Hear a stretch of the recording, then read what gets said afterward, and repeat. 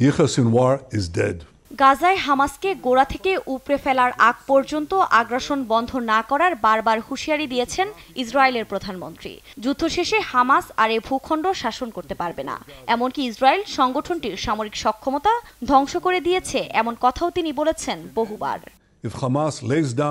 এই যখন পরিস্থিতি, ঠিক তখনই যুদ্ধ পরবর্তীতে গাজার শাসনভার কার কাঁধে যাবে তা নিয়ে আলোচনা চালাচ্ছে হামাস।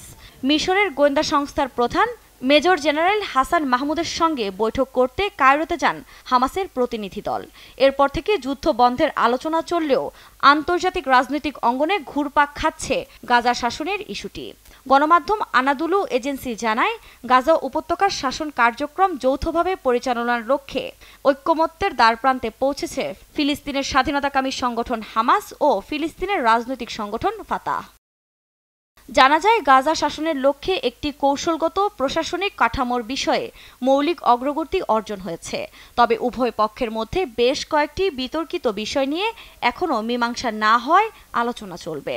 গণমাধ্যমের বরাতে জানা যায়, হামাস পেশাদার ও দক্ষ ব্যক্তিদের নিয়ে গঠিত একটি প্রশাসনের প্রতি সমর্থন জানিয়েছে, যারা রামাল্লায় ফিলিস্তিনি কর্তৃপক্ষের সরকারের সঙ্গে ঘনিষ্ঠভাবে সমন্বয় করবে। তবে ফাতাহ চায় এই প্রশাসনিক কমিটি সরাসরি সরকারের সঙ্গে যুক্ত থাক। এছাড়া এই শাসন কাঠামোকে আন্তর্জাতিক ও আঞ্চলিক অংশীদারের মাঝে গ্রহণযোগ্য করতে পদক্ষেপ নেবে মিশর, দাবি নির্ভরযোগ্য একটি সূত্রের। তবে আন্তর্জাতিক রাজনৈতিক বিশ্লেষকরা বলছেন, হামাস ফাতাহ ঐক্যের পরও একটি বড় অনিশ্চয়তা রয়ে গেছে, কারণ ইসরায়েলি দখলদার বাহিনী গাজা উপত্যকায় এমন একটি প্রশাসন চলতে দেবে এমন কোনো নিশ্চয়তা নেই। আফরিন মৌ, নিউজ ডেস্ক, দেশ টিভি।